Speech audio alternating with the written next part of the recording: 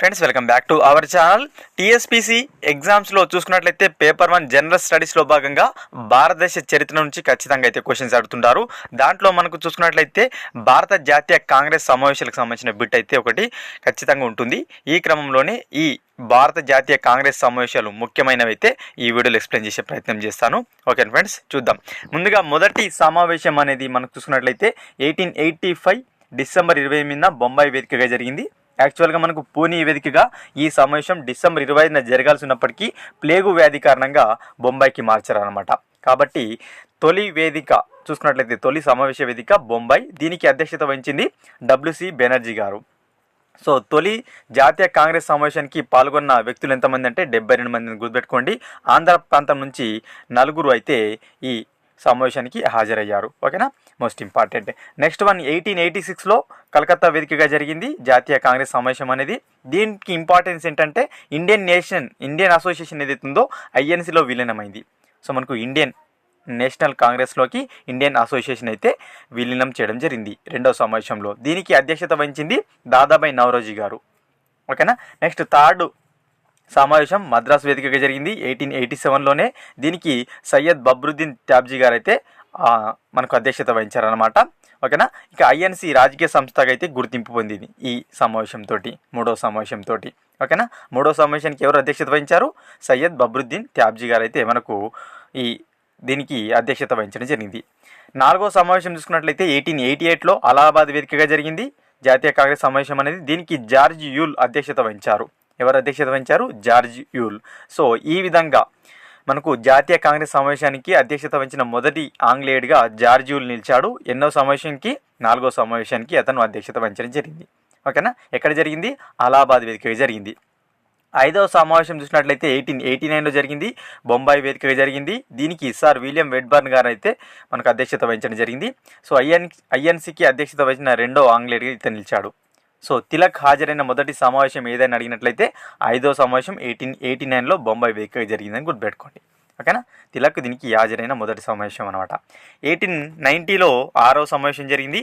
ఓకేనా. దీనికి ఫిరోజ్ షా మెహతా గారు అయితే అధ్యక్షత వహించారు. కలకత్తా వేదికగా జరిగింది 1890 కలకత్తా.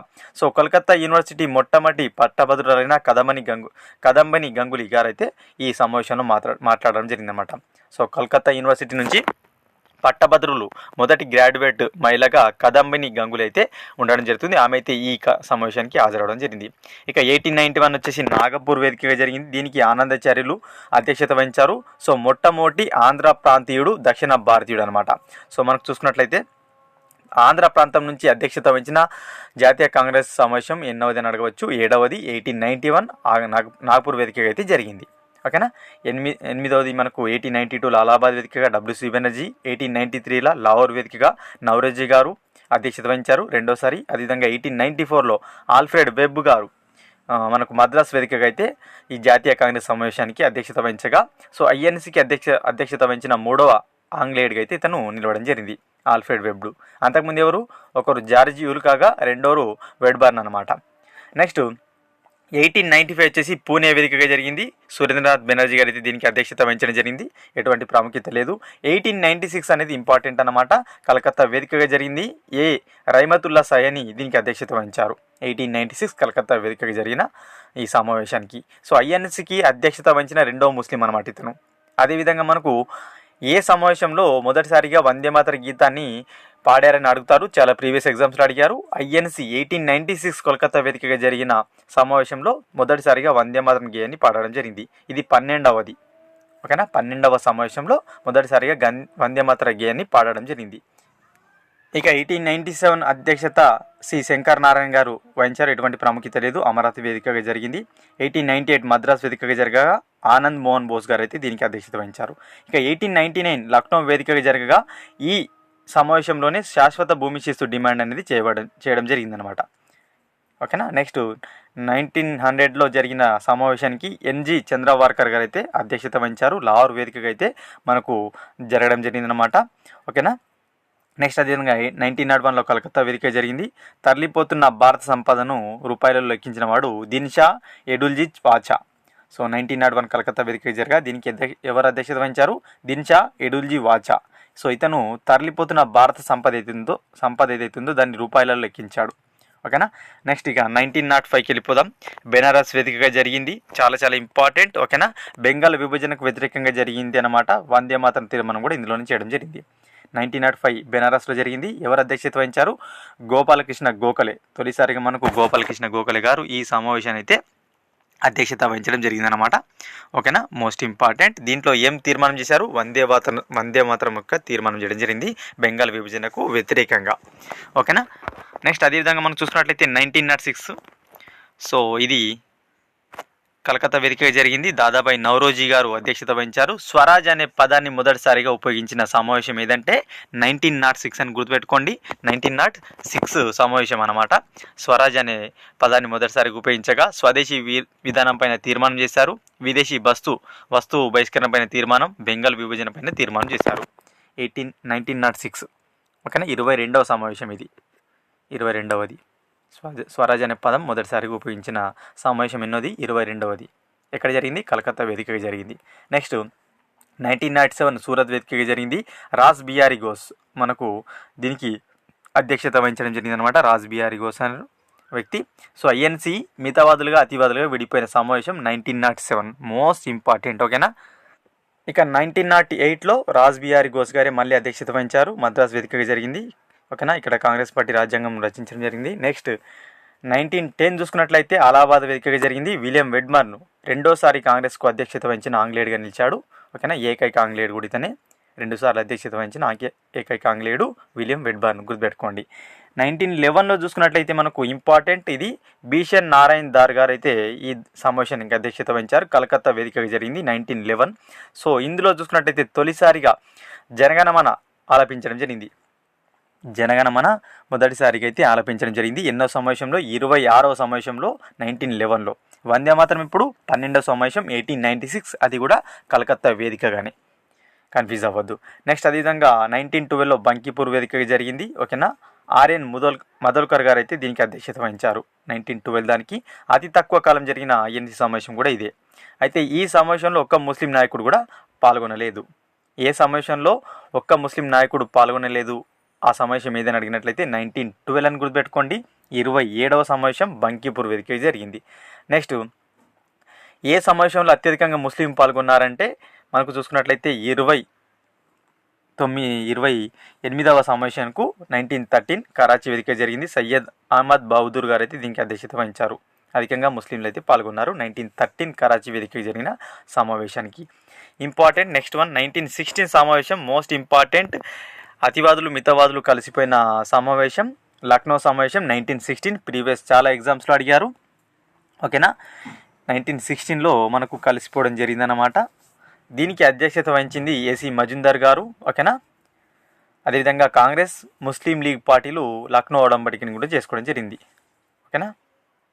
1906లో విడిపోతే మనకు 1907లో విడిపోతే 1916లో కలవడం జరిగింది అతివాదులు మితవాదులు. ఓకేనా. ఇంపార్టెంట్ అన్నమాట. సూరత్ వేదికగా విడిపోతే మనకు లక్నో వేదికగా అయితే కలవడం జరిగింది. అదేవిధంగా 1917లో అనిబిసెంట్ గారు అయితే అధ్యక్షత వహించారు. కలకత్తా వేదిక జరిగింది. మొదటి మహిళా అధ్యక్షురాలు అనమాట. అనిబిసెంట్ అధ్యక్షత వహించిన సమావేశం ఏది? 1917 సమావేశం అనిబిసెంట్. ఓకేనా. నెక్స్ట్ 1919లో మోతీలాల్ నెహ్రూ గారు అయితే దీనికి అధ్యక్షత వహించారు. మొదటగా మహాత్మా గాంధీకి జై అనే నినాదాన్ని ఇవ్వడం జరిగిందనమాట. నెక్స్ట్ అదేవిధంగా 1920 కలకత్తా వేదిక జరిగింది. లాలా లజపతి రాయ్ గారు తొలిసారిగా దీనికి అధ్యక్షత వహించారు. గాంధీజీ యొక్క సహాయ నిరాకరణ ఉద్యమానికి తీర్మానంకి ఆమోదించడం జరిగిందనమాట. ఓకేనా. నెక్స్ట్ ఇక్కడ నుంచి గాంధీ యుగం ప్రారంభమైంది. నెక్స్ట్ అదేవిధంగా 1920 చూసుకున్నట్లయితే అదే సంవత్సరంలో మరొకటి జరిగింది. సి విజయ రాఘవచారి గారు అయితే అధ్యక్షత వహించారు. నాగ్పూర్ వేదిక జరిగింది. కాంగ్రెస్ రాజ్యాంగాన్ని మార్చారు. సహాయ నిరాకరణకి ఏదైతే ఉందో దానికి ఆమోదం తెలపడం జరిగింది. సభ్యత్వ రుసును కూడా 4 ఆనలకు తగ్గించారు. 1921 వచ్చేసి హకీం అజ్మల్ ఖాన్ మనకు చూసుకున్నట్లయితే అధ్యక్షత వహించడం జరిగింది. సిఆర్ దాస్ జైల్లో ఉండడంతో, చిత్తరంజన్ దాస్ జైల్లో ఉండడంతో హకీం అజ్మల్ అయితే అధ్యక్షత వహించారు. అహ్మదాబాద్ వేదిక జరిగింది. ఓకేనా. సో పూర్ణ స్వరాజ్ అనే దాన్ని అయితే ప్రతిపాదించడం జరిగింది. ఓకేనా. నెక్స్ట్ 1922 వచ్చేసి సిఆర్ దాస్ గారే మనకు దీన్ని అధ్యక్షత వహించారు. 1922 గయా వేదిక జరిగింది. స్వరాజ్య పార్టీ స్థాపన కౌన్సిల్ ఎంట్రీ తీర్మానం వంటివి అయితే ఇక్కడ ప్రతిపాదించడం జరిగింది. 1923 ఢిల్లీలో మళ్ళీ ప్రత్యేకంగా అయితే సమావేశం అవడం జరిగింది. అబ్దుల్ కలాం ఆజాద్ అధ్యక్షత వహించిన సమావేశం ఇది 1923 సమావేశం. పిన్న వయసులో ఐఎన్సీకి అధ్యక్షుడైన వ్యక్తి ఎవరంటే అబ్దుల్ కలాం ఆజాద్ అని గుర్తుపెట్టుకోండి. 1923 సమావేశం. ఓకేనా. అఖిల భారత ఖాదీ బోర్డు కూడా ఏర్పాటును సూచించిన సమావేశం 1923 సమావేశం. బెల్గాం సమావేశం మహాత్మా గాంధీ మనకు అధ్యక్షత వహించిన ఏకైక సమావేశం 1924. ప్రీవియస్ ఎగ్జామ్స్లో అడిగారు. బెల్గాం వేదికగా జరిగింది. చట్టసభలలో ప్రవేశ తీర్మానం ఆమోదం, ఐఎన్సీ సభ్యత్వానికి కనీస అర్హత నేత పని రావడం, గాంధీజీ అధ్యక్షత వహించిన ఏకైక సమావేశం ఇది. నెక్స్ట్ అదేవిధంగా 1925 కాన్పూర్ వేదికగా జరిగింది. సరోజినీ నాయుడు మొదటి మహిళా భారత అధ్యక్షురాలు అన్నమాట ఈమె. ఓకేనా. మొదటి భారత మహిళా అధ్యక్షురాలు సరోజినీ నాయుడు. 1925 కాన్పూర్. అనిబిసెంట్ 1917 కలకత్తా. నెక్స్ట్ 1926 గౌహతి వేదికగా జరిగింది. శ్రీనివాస్ అయ్యంగార్ ఐఎన్సీ సమావేశంలో పాల్గొనటకు ఖాదీ దుస్తులు ధరించడం అనేది తప్పనిసరిగా చేశారు 26 నుంచి. నెక్స్ట్ 1927 మద్రాస్ వేదికగా జరిగింది. ఎంఏ అన్సారీ గారు అధ్యక్షత వహించారు. సైమన్ కమిషన్ బహిష్కరణకు సంబంధించిన తీర్మానాన్ని ఆమోదించారు దీంట్లో. ఓకేనా. నెక్స్ట్ అదేవిధంగా 1928 కలకత్తా వేదికగా మోతీలాల్ నెహ్రూ రెండోసారి అధ్యక్షత వహించారు. మొదటి ఆల్ ఇండియా యువజన కాంగ్రెస్ ఏర్పాటైంది. నెహ్రూ రిపోర్ట్ ఆమోదం, అస్పృశ్యత నిర్మూలన తీర్మానం అనేవి మీకు దీంట్లో ఇవ్వడం జరిగింది. మోస్ట్ ఇంపార్టెంట్ 1929 లాహోర్ సమావేశం 44వది పూర్ణ స్వరాజ్ తీర్మానం. ఇంపార్టెంట్, ప్రీవియస్ ఎగ్జామ్స్లో చాలా అడిగారు. 44వ సమావేశమైన లాహోర్ సమావేశంలో 1929లో జరిగింది. పూర్ణ స్వరాజ్ తీర్మానాన్ని మనకు ఆమోదించడం జరిగింది. జనవరి 26న ప్రతి సంవత్సరం కూడా త్రివర్ణ పథకం ఎగరవేయాలని నిర్ణయించడం జరిగింది. ఓకేనా. ఇంపార్టెంట్ 44వ సమావేశం. నెక్స్ట్ 1930 వచ్చేసి మనకు జరగలేదు శాసన ఉల్లంఘన ఉద్యమం కారణంగా. 1931 కరాచీ వేదికగా తొలిసారిగా సర్దార్ వల్లభాయ్ పటేల్ గారు అయితే దీనికి అధ్యక్షత వహించారు. వల్లభాయ్ పటేల్ అధ్యక్షత వహించిన సమావేశం ఎన్నోది 46వది ఎక్కడ జరిగింది? కరాచీ వేదికగా 1931లో జరిగింది. గాంధీ ఇర్విన్ ఒడంబడిక ప్రాథమిక హక్కుల డిమాండ్ చేయబడ్డాయి అన్నమాట. ఓకేనా. నెక్స్ట్ అదేవిధంగా జాతీయ ఆర్థిక ప్రణాళిక తీర్మానం కూడా ఆమోదం చేయడం జరిగిందన్నమాట. నెక్స్ట్ 1933 చూసుకున్నట్టయితే కలకత్తా వేదిక జరిగింది. నళిని సేన్ గుప్తా గారు 3వ మహిళ, అదేవిధంగా 2వ భారత అధ్యక్షురాలు అన్నమాట, మహిళా అధ్యక్షురాలు. ఓకేనా. నళిని సేన్ గుప్తా 1933లో కలకత్తా వేదికగా మనకు అధ్యక్షత వహించడం జరిగింది. అదేవిధంగా మనకు చూసుకున్నట్టయితే 1935 వచ్చేసి భారత ప్రభుత్వ చట్టం ప్రకారం ఎన్నికలు నిర్వహించాలని బ్రిటిష్ వారు నిర్ణయించుకున్నారు. సో దానికి అనుగుణంగానే మనకు ఈ సమావేశం అయితే తీర్మానం చేయడం జరిగింది. 1935 ఎవరు కూడా అధ్యక్షత వహించలేరు. 1936 నెహ్రూ గారు తొలిసారిగా అధ్యక్షత వహించారు. సో భారత ప్రభుత్వ చట్టాన్ని వ్యతిరేకిస్తూ తీర్మానం చేయడం జరిగింది. సామ్యవాదం అనే పదాన్ని మొదటిసారిగా ఉపయోగించారు 36 సమావేశానికి. నెక్స్ట్ ఇక 37 మోస్ట్ ఇంపార్టెంట్. ఓకేనా. ఫైజాపూర్ వేదిక జరిగింది. జవహర్ లాల్ నెహ్రూ గ్రామంలో జరిగిన ఏకైక సమావేశం ఇది. ఓకేనా. గ్రామాలలో జరిగిన ఏకైక సమావేశం ఇది 1937 సమావేశం. 52వది ఫైజాపూర్ వేదిక జరిగింది. నెహ్రూ గారు అధ్యక్షత వహించారు. నెక్స్ట్ అదేవిధంగా సుభాష్ చంద్రబోస్ అధ్యక్షత వహించిన మనకు సమావేశం ఏదంటే 1938. 53వది హరిపూరాలో జరిగిన సమావేశానికి సుభాష్ చంద్రబోస్ గారు అయితే అధ్యక్షత వహించారు. నెహ్రూ మనకు నాయకత్వంలో జాతీయ ప్రణాళిక కమిటీ అనేది ఏర్పడింది. స్వాతంత్ర పదం నిర్వచనం ఇవ్వడం జరిగింది. ఓకేనా. నెక్స్ట్ అదేవిధంగా 1939 త్రిపురిలో జరిగింది. మధ్యప్రదేశ్లోని సుభాష్ చంద్రబోస్ దీనికి అధ్యక్షత వహించారు. దీనిలో భాగంగా బోస్ గాంధీని బలపరిచిన పట్టాభిని ఓడించడం జరిగింది. ఓకేనా. సుభాష్ చంద్రబోస్ గారు పట్టాభిని ఓడించి దీనికి అధ్యక్షత వహించడం జరిగింది. నెక్స్ట్ 1940 రామ్నగర్ వేదిక జరిగింది. మౌలానా అబ్దుల్ కలాం ఆజాద్ గారు అయితే అధ్యక్షత వహించారు. నెక్స్ట్ అదేవిధంగా 1941 to 45 వచ్చేసి మనకు ఎటువంటి ఐఎన్సీ సమావేశాలు అయితే జరగలేదు. 46-47లో మీరట్ వేదికగా జరిగింది. 46-47కు సంబంధించిన సమావేశం మీరట్ వేదికగా జేబీ కృపాలని అధ్యక్షత వహించిన సమావేశం ఇది. ఓకేనా. అదేవిధంగా స్వాతంత్రం వచ్చినప్పుడు దేశ విభజన సమయంలో అధ్యక్షత వహించిన వ్యక్తి ఎవరంటే జేబీ కృపాలని. మోస్ట్ ఇంపార్టెంట్ 46-47 సమయంలో జరిగింది మీరట్ వేదికగా. 48 వచ్చేసి జైపూర్ వేదికగా పట్టాభి సీతారామయ్య గారు అయితే అధ్యక్షత వహించారు. ఓకేనా. దీనికి మనకు ఇది ఏంటంటే స్పెషాలిటీ 1948 మనకు ఐఎన్సీకి అధ్యక్షత వహించిన 2వ ఆంధ్రుడు అనమాట. మొదటి వ్యక్తి ఆనందాచార్యులు, 2వ వ్యక్తి పట్టాభి సీతారామయ్య. స్వాతంత్రం తర్వాత మొదటి సమావేశం 1948 జైపూర్ వేదికగా జరిగింది. ఇక 1950లో నాసిక్ వేదిక జరిగింది. పురుషోత్తం దాస్ టాండన్ గారు అయితే దీన్ని అధ్యక్షత వహించారు. ఎటువంటి ప్రత్యేకత అయితే లేదు.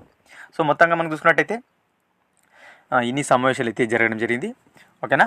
సో వీటిలో ముఖ్యమైనవి మాత్రమే అడిగే అవకాశం అయితే మనకు కనిపిస్తుంటుంది. కాబట్టి చూసుకోండి. అతివాదులు మితవాదులు విడిపోయిన సమావేశం కానీ, కలిసిన సమావేశం కానీ, పూర్ణ స్వరాజ్ తీర్మానం చేసిన సమావేశం కానీ, గ్రామంలో జరిగిన ఏకైక సమావేశం కానీ, అదేవిధంగా మనకు చూసుకున్నట్లయితే మహిళా అధ్యక్షులు అధ్యక్షత వహించిన సమావేశాలు కానీ, అదేవిధంగా అత్యధికంగా ముస్లిం పాల్గొనని, అదేవిధంగా జనగణమన కానీ, వందే మాత్రం సంబంధించి సమావేశాలు ఏవైతున్నాయో వాటికి సంబంధించి మాత్రం అడిగే అవకాశం ఉంది. మొత్తం అడగకపోవచ్చు, కాబట్టి ఇంపార్టెంట్ మాత్రం ఎక్స్ప్లెయిన్ చేశాను. ఓకే ఫ్రెండ్స్, వీడియో కనుక నచ్చినట్లయితే లైక్ చేసి షేర్ చేయండి. మరొక ఇంపార్టెంట్ వీడియోతో మీ ముందు ఉంటాను ఫ్రెండ్స్.